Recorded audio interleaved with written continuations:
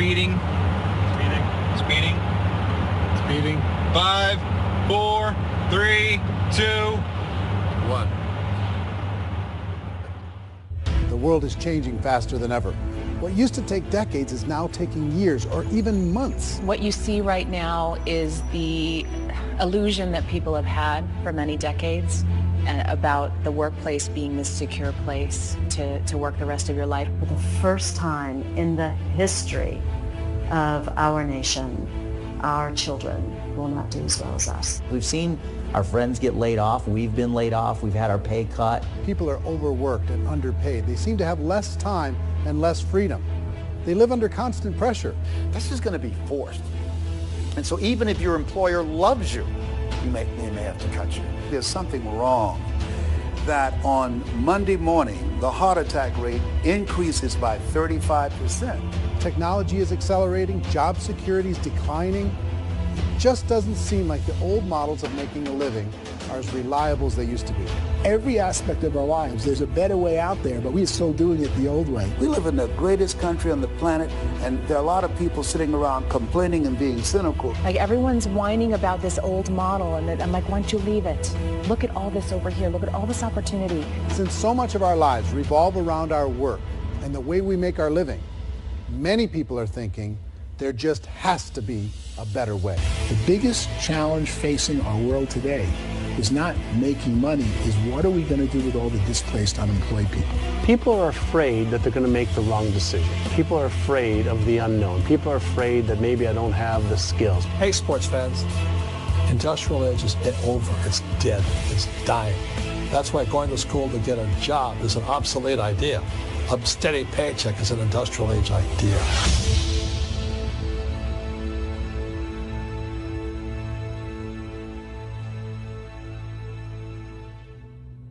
It's the search for answers that has brought us here together today. My name is Eric Worre, and for almost 30 years I've been an entrepreneur, struggling at times, but ultimately succeeding. As a best-selling author, speaker, and business owner, I've spent my entire career helping millions of people around the world to become entrepreneurs. And I believe strongly that there is, in fact, a better way when it comes to how we make a living. The career landscape has changed dramatically, and many are still working in a model that is completely out of date. What worked for previous generations isn't working as well for people today. In this film, we're going to explore 3 important questions. First, what's really going on in our working world today? Second, in this new economy, is it better to become an entrepreneur, or is it safer to work for someone else? And third, if a person decides to become an entrepreneur and start their own business, how can they do it without taking on massive risk? To help in this journey, I've brought together some of the greatest experts and thought leaders in the field of entrepreneurship to share the real facts with you. My intention is to give you new information that will allow you to make choices that are not limited by an old, outdated model. Let's start by understanding what's going on in our working world today.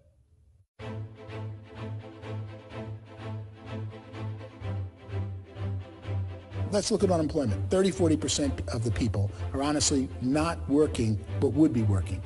What our government does is if you haven't found a job in 6 months, we don't call you unemployed. We pretend you dropped out of the labor force. I've often said that unemployment, particularly structural unemployment, that's unemployment due to technological changes, is the first sign of economic growth. Think of it, 10 people live on an island. They go out every day and fish. One day, new technology shows up. A missionary brings them a net. Now, using the net, one pilots the boat, one throws the net. 2 fishermen can do all the work 10 used to.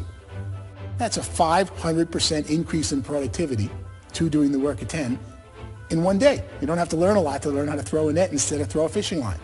The island's got a big problem, 80% unemployment. But the island still has all the wealth of the fish because the 2 people produce as much fish as 10 did. Now, of course, looking back in history, these changes used to take thousands of years. And during that time, we went into farming and transportation. Some of us became doctors and some teachers and lawyers, and we developed all these new professions and new manufacturing jobs. Today, these changes are occurring literally in one day when a new technological advance occurs, and we don't have the social structures to deal with it or to retrain the unemployed people. So one of the things that I think is interesting as I travel across the country and really travel around the world is the way that we work and the way we get paid for work is changing pretty dramatically. On a global basis, everything is being turned upside down because of the rapidly advancing technologies.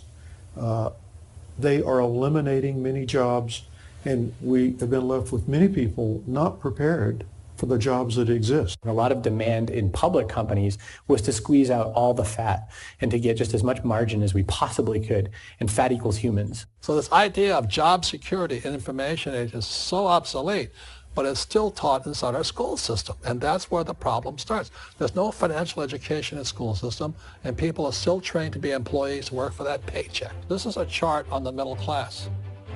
What's happening in the middle class, those that went to school, their incomes have been coming down for years. And parents still say to their kids, go to school, get a job. Now what happens to all those middle class people who are dropping off the ends of the chart? Well, they become what's called working poor. And this is what happens to working poor. But they say poverty is ending. Well, poverty may be ending, but working poverty is going up. And this is food stamp usage. So food stamp usage in America is going through the roof right now, because people cannot earn what they call a living wage. Most people have experienced financial pressures that I think are probably greater than they have been in the past. If you're not working for yourself, then it's going to be a pretty hard road for a lot of people. Today, if you're going to control your future, the 40-40 plan is gone, where you can graduate from college and get a job and work for 40 hours a week for 40 years. That day is gone. So some of these charts actually tell you what's going on. And this is a really interesting one, you know. People are going back to school because if I go back to school, I'll get a nice job. But this is what's happening to, it's called Sallie Mae, which is the student loan guys. The student loan is going through the roof. It's now over $1 trillion, and student loan debt is worse than credit card debt. So when people stopped using credit card, the government got people into student loan debt. And the problem with student loan debt is you can never be forgiven. See, with credit card debt, you can declare bankruptcy and then all's forgiven. But student loan debt, you can declare bankruptcy, you still owe it. It's the worst of all debt. But this is the next picture. Look at this chart here. This is what's happening to wages of college graduates. It's going down. So you go to college, you rack up all this debt, but you earn less money. Now, that's not that intelligent. Average person who's been working a lifetime in America today is ending their lifetime at 65 with about $41,000 in assets. They earned just enough to survive. I think in the United States we have something like 17 trillion in debt. That's just the federal government debt. We got another 2 in municipal and in other, let's call it almost 20 trillion government. We've got 40 trillion in private debt. That comes up to close to 60 trillion.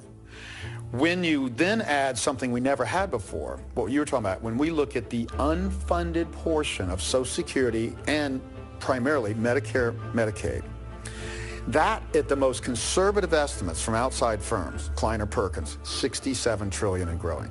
That's more than all our other debt. There's less conservative estimates that say it's 84 trillion or higher. I added up conservatively $127 trillion in total debt. Debt is a financial drug. When you take it to excess, it's like taking a drug. Yeah, it makes you feel better, it enhances your performance, but at a huge cost, eventually it kills you. And so that's what happens. We keep doing more and more debt, and you get less and less results, just like a drug, until the debt gets so high that it crushes the whole system. That's where we're at, 8.2 times GDP. You know who I feel sorry for? I feel sorry for the person who dreads going to work, who is sick to their stomach on Monday morning, who hates their alarm clock, who gets a little glimmer of hope on a Wednesday because it's hump day and says, thank God it's Friday.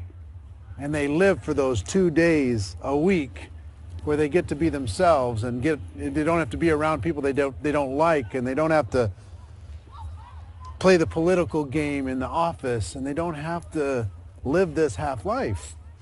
The person that works 50 weeks a year just to be able to have the 2 weeks for vacation. And you know what happens to most of them nowadays? They don't have a vacation. They have a staycation. They have time off of work, but they don't get to go where they want to go because they're overextended. They've got all this debt. They got all this situation. They hate their alarm clock. They can't sleep until they're done. They have to spend most of their life in traffic. I feel sorry for that group of people because there's a better way. They just don't know it. I see this really interesting attempt at rugged individuality in a 6x8 rectangle. And I feel like you're all the same, except for the little push pins of the pictures. There's different pictures. Yours is named Jenny and his is named Sujara, but it's the same people. And this is how they are, and they're just like the zombies, and there's no joy in there, there's no fun. There's always like the wacky woman who decorates her cubicle, and that's the most she can do there. You got to give her credits, right? The wacky cubicle woman. The basis for their life is worry. I'm worried, you know, maybe I'll get fired. I'm worried maybe my company will go out of business. I'm worried I can't keep spinning the plates on paying the bills. I'm worried about how do I send my kids to college. I'm worried, what if the transmission of my car breaks? That's, you know, 2 or 3, I can't fix it. People live in a sea of worry, and it eats at them. Those signs that people held up during the Depression didn't say looking for gainful employment in a cubicle. It said looking for work. Work is what we're looking for. Job is just a unit of measurement. Work is what we're going after. It's time to look in the mirror and say, it's not the economy, it's my economy. It's my little world of where I am. I need to improve. I'm not going to wait for the economy to come back because, frankly, the economy is doing great in this country. So I'm here on Wall Street, the financial center of the universe, the financial capital of the world. This is where most people's money goes to at least be held for a time, right? With interest rates in banks being effectively zero, and many experts are predicting it's going to stay at zero for the next 10, 20, even 30 years, people feel like they don't have any choice but to put their future into equities, to put their future into the hands of other people on this stock market, and hope that the stock market goes up, hope that the stocks that their advisors pick or that they pick goes up. That's one way to go, I guess. It's my personal belief that if you put your future into the hands of yourself, in other words, you have earning power by yourself, I think you're a better investment than these guys. I think controlling your future is a better option than handing over your retirement to these guys. The average household income in the United States is approximately $50,000 a year, what they call the middle class. To reach the top 25% of income earners, you'd need to earn at least $90,000 a year. To reach the top 10% would be a household income of $140,000, the top 5%, $190,000, and to be in the top 1%, you'd need a combined household income of at least $380,000 a year. So here's the question. What do you think would give you the best chance to move up and get to the top 10%, the top 5%, the top 1% or beyond? In my opinion, and in the opinion of many, many experts, the answer is to become an entrepreneur, to become your own boss. I think you have to be a business owner. I can't, the only time I ever say to someone it'd be great to be an employee is when they've already told me they've surrendered. I only tell people who are wounded spiritually that they should be an employee. And it's that feeling that you get when you pick up the backpack off the little Cub Scout and say, don't worry, little guy, we'll get you back to the camp. You know, it is in no way a kindness when I tell someone they'd be a great employee. The other status symbol really increasingly is lifestyle. I mean, people who can own their own business, maybe even work out of their house, that, I tell you, people admire that. Like, gosh, I wish I could do that. The spirit of the entrepreneur is to be a risk taker and to be resourceful and unstoppable and to have a vision of yourself beyond where you are and not willing to settle for life as it is. You think about the great entrepreneurs, they're visionary, they have heart, they're willing to do today what others won't so they can do tomorrow what others can't. Personally, I don't think of the new economy, the old economy. I create my own economy. The entrepreneur's in control. I decide what the economy is going to be like. In the world of entrepreneurship, there are no limits. You can make as much as you want. depending on how much you want to work and how smart you are and how great a team you put together. There's no more lifetime rewarding business than being an entrepreneur. Why in America, where anyone could be anything, would people want to give up their freedom and become effectively a modern-day slave, told shut up and be here every morning at 7:30, leave at 5:30, and do what I tell you? If people decide to become an entrepreneur and work for themselves, they have some traditional options, but they're riskier than you might think. Any kind of a retail business, retail build-outs, is extremely expensive. Even just these small little yogurt stores where they're putting little yogurt machines and you get all the different flavors, you're spending $200,000, $300,000, $400,000 to open a yogurt shop. I would love to buy a Dunkin' Donuts, but it's $500,000 or so to start. I don't quite have that just-in-case money. Risking lose it all, and most guys do 2 or 3 times, and even big guys like Branson, because I'm such a fan of his, half his companies don't work. If you make $1 million, your problems are going to go. If you make $1 billion, your problems are really going to go. Just the opposite. You and I know when you're making $1 million, you get $1 million responsibilities. You make $1 billion, you got 1,000 times $1 million responsibilities. And most people say, I'd love to be my own boss. 70% of Americans would love to be their own boss, according to recent polls. But they don't know how to get there. Because what are you going to do? One, you could buy an existing business. If somebody's selling an existing business, you have to ask why. Usually because it's probably hard. It's probably not making as much money as they hope. 2, they could buy a franchise. A little less risk, proven system, but it's expensive to be able to do that. 3, they could start something from scratch. And that's where a lot of people feel like, I don't have the chops to do it. I don't have the money. I don't have the product idea. I don't have the expertise. I don't have whatever it's going to take to be able to get there, and I can't risk my family to do it. So 4th, they could become an investor. A lot of people in this town invest to try and figure out a way, but you got to be pretty smart with that game too, right? Venture capitalists, who are the very best and most sophisticated in investing in new breakthrough businesses, make it on 1 out of 11. That means 10 out of 11 are mediocre or fail. Most of them fail. That's the risk there. An angel investor is lucky to get 1 out of 15 or 20. A business is a team sport. Like, I have to have accountants, I have to have engineers, I have to have system designers, I have to have sales, marketing, I have to have accounting, I have to have mission statements, I have to have legal and all that. The average Joe Schmo, even me, I go out there, I don't have the skills to put a business together. I think the bottom line for the 4 traditional options is they take money, sometimes a lot of it. They take expertise, and they take time. All of that adds up to just too much risk for most people. I bought a business from somebody else, and it was a lot of work. And you start wondering, what did I just buy? Because I guess ultimately I own your email list, and I just overpaid for it. People that start their own business, they spend a lot of money, they spend a lot of time, a lot of effort to get things started.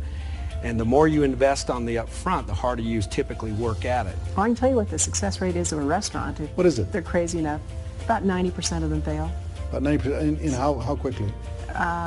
Year less. Wow. And if we're talking non-franchise, we're talking franchise, Sure. That's totally different. Yeah. But our students aren't getting franchise restaurants. You got to invest big money. Exactly. And with someone like McDonald's, you've had to work with the company for a long period of time, really know the You even have a chance at investing $1 million. You have a chance, and it's a slim chance. What if there was a way that you had all the proven aspects, the comfort aspects, and you could still control your own life?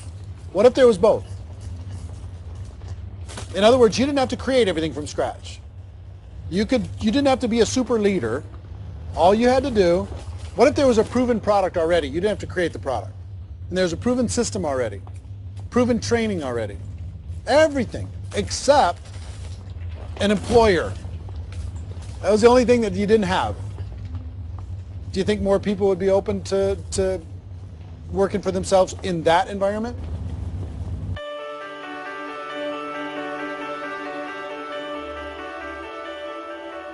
In our search for a better way to make a living, we've come to the conclusion that becoming an entrepreneur is actually safer than being an employee. And through our look at the entrepreneurial options, one particular path kept coming up from expert after expert. And I think most people will find it surprising because it's certainly a non-traditional business model. That model is for people to start their own business and become an entrepreneur through the creation of a network marketing business. Some people call it direct selling because the product is being sold directly from the manufacturer to the end consumer, cutting out the middlemen. Other people call it multi-level marketing, or MLM, because there are multiple levels of commissions paid. The most common term today is network marketing, because network marketing best describes using a large group of independent distributors, independent entrepreneurs, to move a product or service more efficiently. So my friend here, Donald Trump, and I, we always write about the network marketing industry. And the reason we support the network marketing industry is because it really is a business school for entrepreneurs. Because most people come out of school looking for a paycheck. Oh, that's terrible. I went to network marketing like that. I think if it didn't exist, we should invent it. It is that good. I think direct selling is a great way to do business today. It's very easy to get into that industry, and you can be self-employed, be, in effect, an entrepreneur. When we see multi-billionaires adding network marketing companies to their portfolio of companies, that would be a clue. When we see people who are very famous authors and very famous business people endorsing the industry, that would be a clue. These network marketing companies aren't $50 million companies. They're billions and billions of dollars. They lead the stock market. They're major companies. When we're going to get it? You know, and you're going to school to work for a paycheck. But if you want to be rich, be an entrepreneur. And network marketing gives you the spirit to be an entrepreneur. A traditional company will spend up to 50% of their total revenue on marketing. Network marketing companies use a different approach. Instead of having all that extensive marketing expense, they utilize a network of independent distributors to do the marketing for them. Now, why do they do this? First, because word-of-mouth advertising is so much more effective today than traditional media advertising. Second, some products need to be explained or demonstrated, and an independent salesperson can do that more effectively than an ad campaign. Third, it's completely efficient.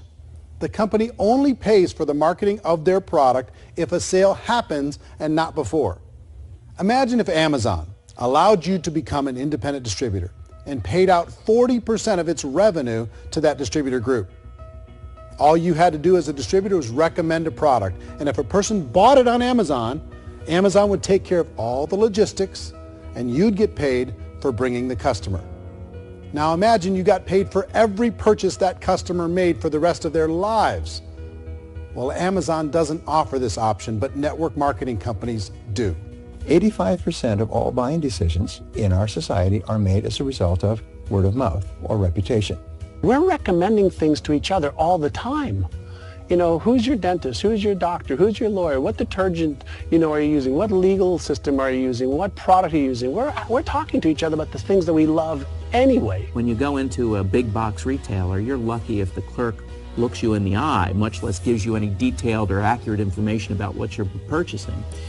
So of course, this personal information, this education coming from a friend, a neighbor, a relative, or even a stranger, but one who has experience with the product is extraordinarily valuable. As a matter of fact, network marketing can educate consumers probably better than any other form of marketing. It certainly can do better than advertising, because advertising usually has a certain hype to it, and you can only get limited information. So, network marketing trumps advertising. If you were a typical sales company and you wanted to sell $1 million a month worth of product, you might go find 100 superstar salespeople. The quota would be $10,000 a month. So network marketing as a distribution system just flips the numbers. So we use 10,000 happy, raving fans of a particular product, and we don't concern ourselves so much with how much product each one of them individually sells. If they sell just $100 or $200 a month, and there's 10,000 of them, you're selling $1 million to $2 million a month worth of product. And that's the best way I can explain how network marketing works. This is the marketing arm of the company. There's not money being wasted on bricks and mortar. There's not money being wasted on inventory that's sitting stagnant somewhere. There's not of employees standing around that don't have customers. These are people that are going to connect with customers. These companies allow people to become independent distributors for extremely low cost and with no minimum time or sales quota. Essentially, they own their own business and can provide as much or as little sales as they choose. In other words, The distributor gets all the benefits of traditional business ownership without the risk. The advantage of network marketing is the ease of entry, the low risk, and the low startup cost, because almost everything else has very high risk. You can get in for a minimal investment. You're buying into a system that's already been proven, products or services that have been proven to work. The keys to network marketing is providing an opportunity for the masses to get involved, providing an opportunity for the average person who doesn't have the resources to start their own business. All of this so far is fairly straightforward, but network marketing offers another benefit, and it's this benefit that makes it so interesting for entrepreneurs. Network marketing allows a distributor to build their own network of other distributors and then compensates them on the sales created by that entire group. Direct selling is, at its base, very simple. It's the sale of a product or service to an individual on a face-to-face, one-on-one basis, just the way we're talking right now. But there's an important element as well, and that's the offering in conjunction with that sale of product, the offering of an opportunity for someone to make something of themselves. No matter what your social status is, no matter what language that you speak, I mean, look how many unbelievable people are becoming successful to speak every kind of language out there. What an awesome gift to give the world. Instead of having to work your way up in a system and prove that you could be a sales manager, they just decided everybody can be a sales manager. Everybody gets to build a sales team from day one. And so what that brought into the system of growth as a direct selling company is the concept of compounding or geometric progression. Because now you can actually grow a sales force very quickly because everybody is enrolling people in their own sales force. People who are like, oh, this is weird, I'm building a sales team, or what do you think you do at a regular company? How do you think a regular company works? Network marketing is the only industry that doesn't say your past determines your future. It looks at your past and says, okay, now what can we train you to do so you can have a great future? Every other employer out there wants to exploit you for what you already know, not teach you something new. Network marketing has the potential to save the United States and the world because it's going to teach people not to be employees, but to be entrepreneurs.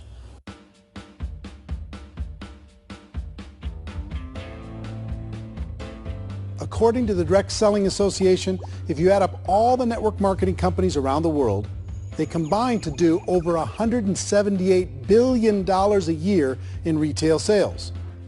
To give you an idea of how big that really is, the NFL, the National Football League, does approximately $9 billion a year.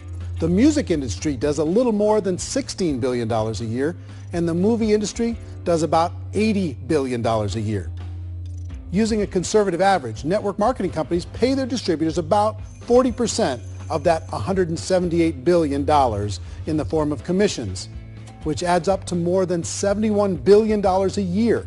That's almost $6 billion a month. It's almost $200 million in commissions every single day. So it's certainly working, and people are making serious money in network marketing. With the growth of the direct selling industry over the last 10, 15, 20 years, we've seen a broader understanding of the channel. We have seen more and more people getting involved in the business, so our penetration in the marketplace has increased, and thus the understanding in the marketplace of who we are has increased. And we've seen non-direct selling companies look at the direct selling model and say, something's going on there. People are making money. Companies are being profitable, individuals are being motivated, product is being delivered to market. Maybe we should explore this. Some people think only the people at the top make money. Well, let's take a look at that as well. In the network marketing profession, there are roughly 500 people in the world who earn over $1 million a year. If you round that number up to $2 million a year, that adds up to about $1 billion a year. That takes the $71 billion paid out each year down to $70 billion. So where does the rest of the money go? The vast majority goes to part-time people making anywhere from a few $100s a month to many thousands of dollars a month. It goes to people who choose to make it a full-time career move and earning even more than that. Every day, people are using the money they earn through network marketing to pay off debt, have more fun, and improve the quality of their lives. Everyone I know in network marketing has been doing that since the 50s. They go to work when they want to go to work, They stop working when they want to take time with their children to have a leisurely breakfast and discuss issues and driving to school. They go back to work when they get home, wherever they're working out of. The biggest thing that I've seen is people that have become much happier in their life. MLM has probably made more millionaires of more people in more countries, and I've spoken to them in 67 countries than any other single form of business, starting from nothing. If they have a choice between working a job for the next 10 years or working a network marketing business for the next 10 years, the result of working the network marketing business will be better. A lot of people within the industry go on and make this a career and do extremely well at it. Network marketing has been nothing but good for everyone I know that's been involved with it because they did it seriously and they played full out and they've been very successful. It's been a constant barrage of success stories and people showing off stuff that they got as a result of it. How many people are involved? Approximately 16 million Americans and 96 million people around the world are currently participating in network marketing. And in a recent poll, 82% of those people report a good, very good, or excellent experience with network marketing. So people are happy.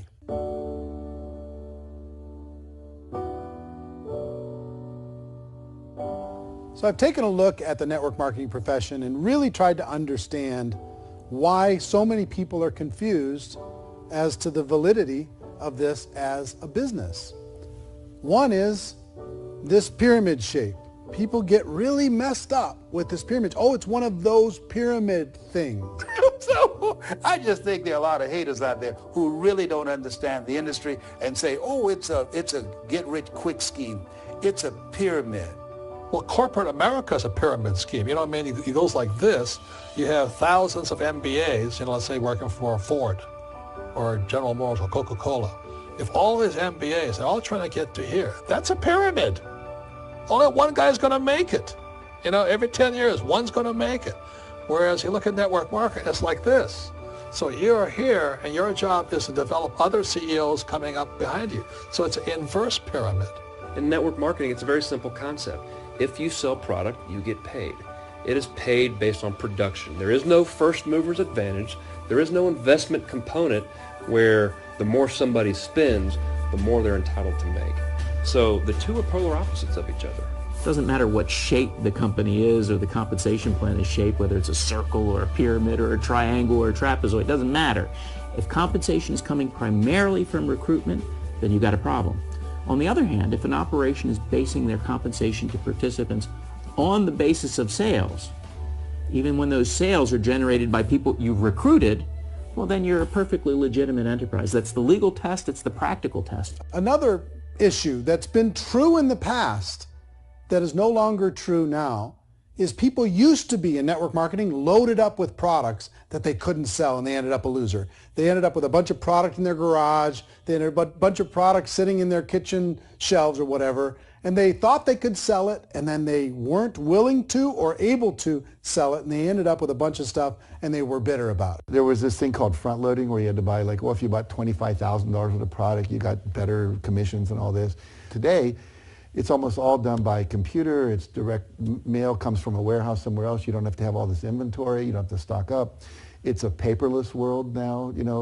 Most of it's done online. You have a back office. It really works. And I mean, the technology has changed everything. Third issue is people start talking about 99% of people in network marketing don't make any money.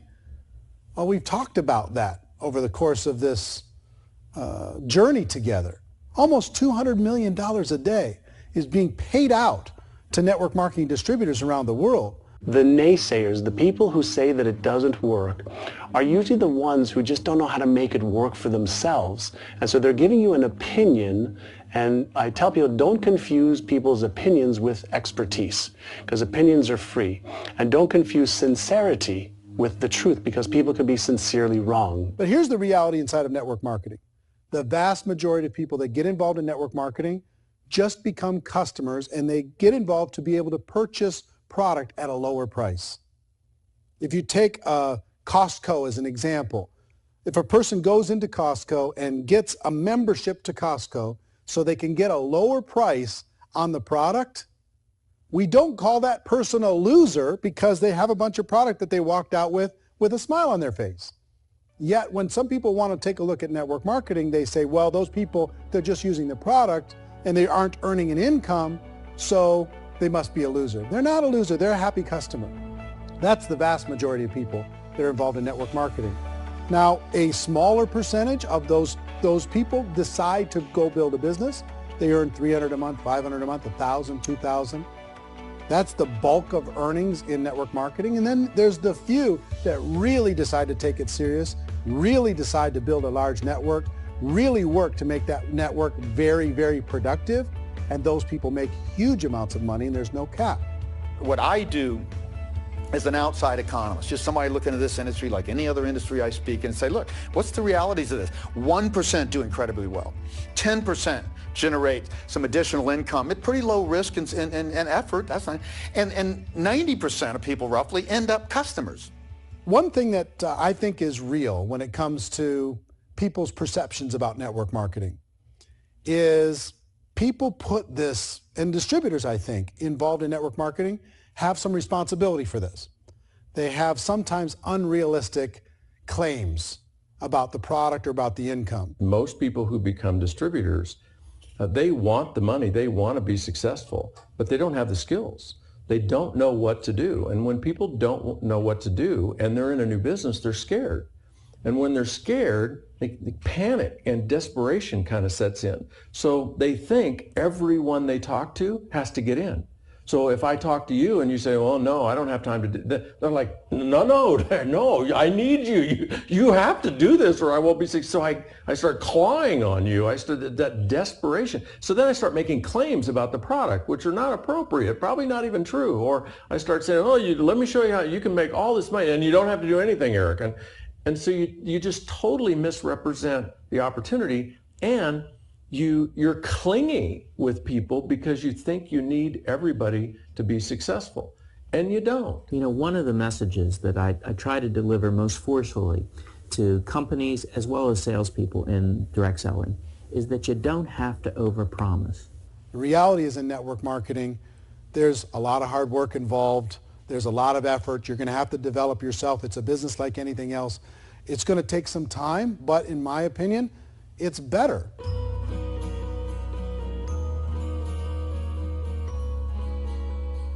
It's light years better for people starting today than it was even 5 years ago. I think it's more widely accepted now, and people understand it is a business. It is being an entrepreneur. It is being a business owner. Our belief system is based upon our evaluation of something, and frequently if we reevaluate a situation, our belief about that situation will change. The industry has changed and it's grown up. It's totally transformed. You've got young people today that have grown up with social media, and they understand networks. They understand how people are connected through technology, and they understand how money flows through those networks.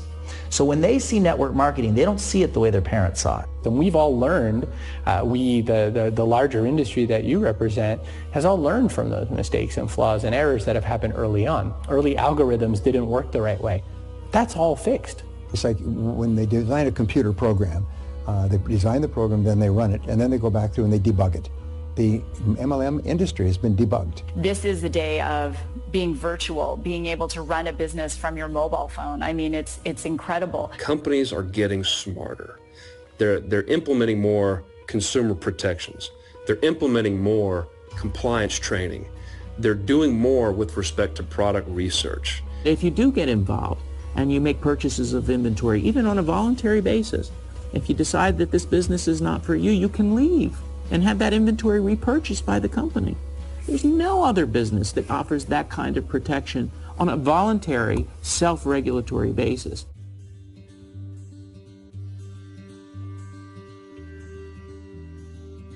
If you decide to look further into a network marketing business in order to generate more cash flow for your family, I would recommend reviewing the following 4 elements.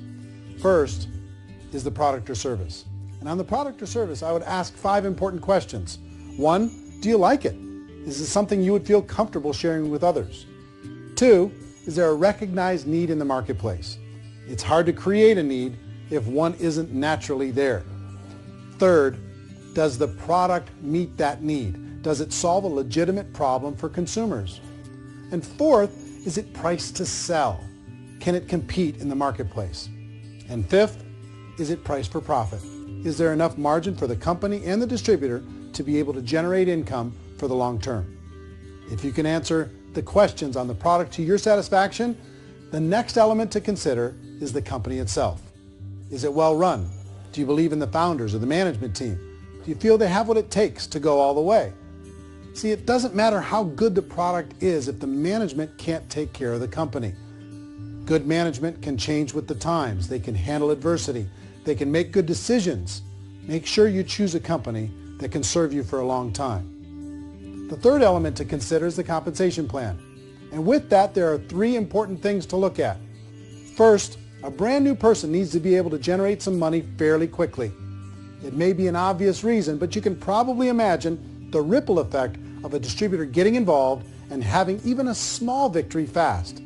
That can only help with the overall success of the organization. Second, a person should be able to develop a moderate part-time income in a reasonable period of time. As they develop their network and as their sales grow, they should be able to enjoy more benefits. And third, for the people who are really serious, for those who decide to really go pro in the network marketing profession, there should be the possibility to make a serious full-time income if they work hard and are committed to developing their skills. If you're comfortable with the product, the company, and the compensation plan, the last thing you should look at is the support that will be made available to you. Does the company have a website? Does it have a solid online reporting tool? Do they have comprehensive training available? Do they host events to help you build your business? If you decide to do this, what kind of a support system can you plug into? Choosing a network marketing company is a personal decision. But evaluating the 4 elements of product, company, compensation plan, and support is a great place to start. Is the company promising that you're going to get rich quick or that you can make a lot of money without a lot of effort? That's a red flag. Is there a product that you really believe in that you think can be sold? Or are you being told by salespeople or the person who's trying to recruit you or by the company itself that don't worry about the product, all you have to do is recruit other people into the business? Red flag, warning sign. If you're hearing that, take a second or even a third look. Get to know the customers, the products, the business, have some success, and see where the opportunities might take you to move up in the organization. You want to find out how concerned are they about my education, my training, and my development? Is there a space for me to grow? Most important question. Learn everything that you can about the product. Make sure it's something that you believe in, and learn everything you can about the industry and work that system. You have to be very passionate about whatever that company is doing. I would get involved. You can always test drive anything, you know, the product, the service, the community, and then lean into it a bit. If it feels good, then lean into it a lot. Behind me is the Lincoln Memorial. And this is a place where Martin Luther King Jr. had his famous "I Have a Dream" speech. And at that speech, he talked about his dream for equality for everyone around the world, and that's a noble dream. But I think more people need to remember what it was like when they were kids and the dream was still alive in them, before it got beaten out of them by reality, by this paycheck, by these responsibilities, and by having to live for this job to pay the bills. I think people need to remember that, go back to that. Once they know that there's a better way, I think their future is going to be much brighter. They can live a better life.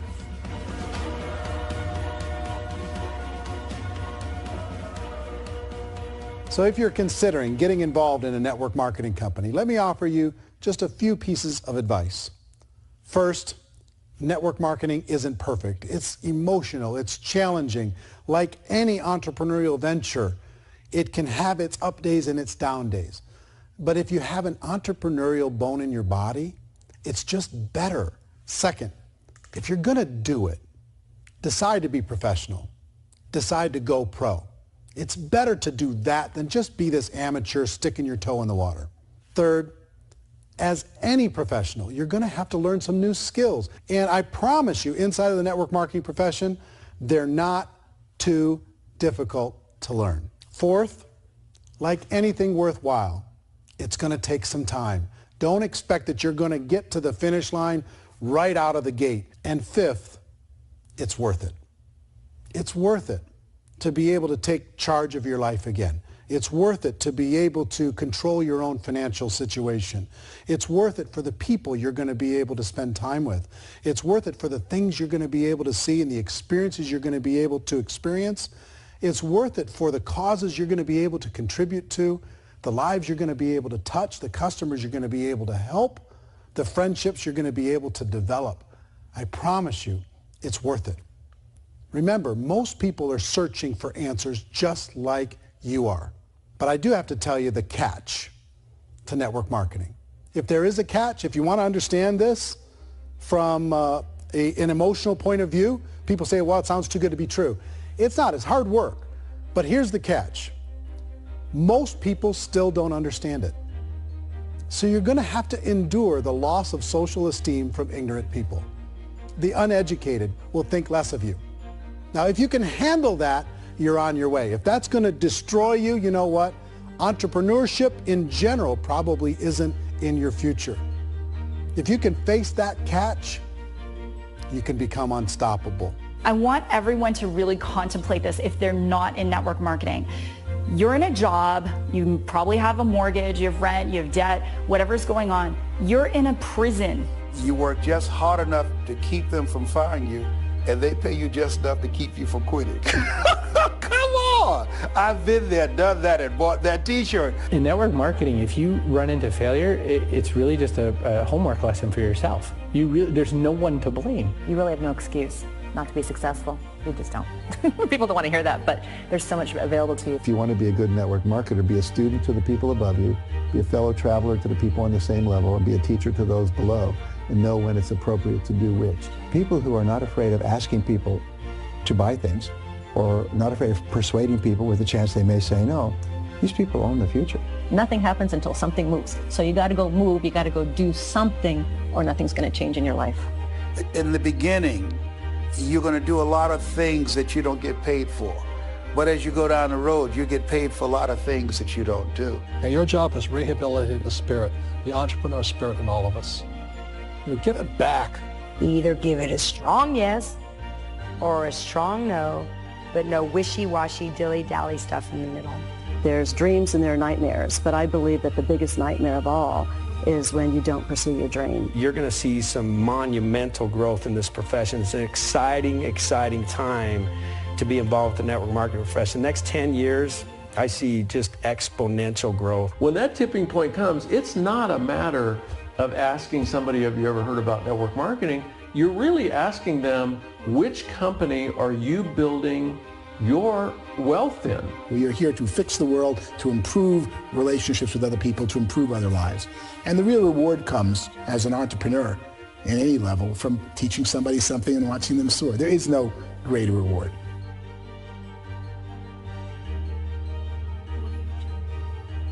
Life's too short to spend it living someone else's dream instead of your own.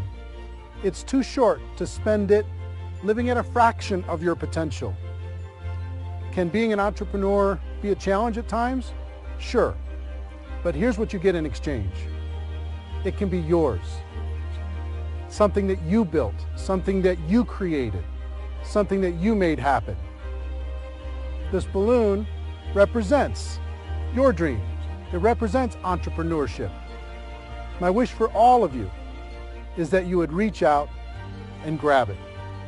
The choice is up to you.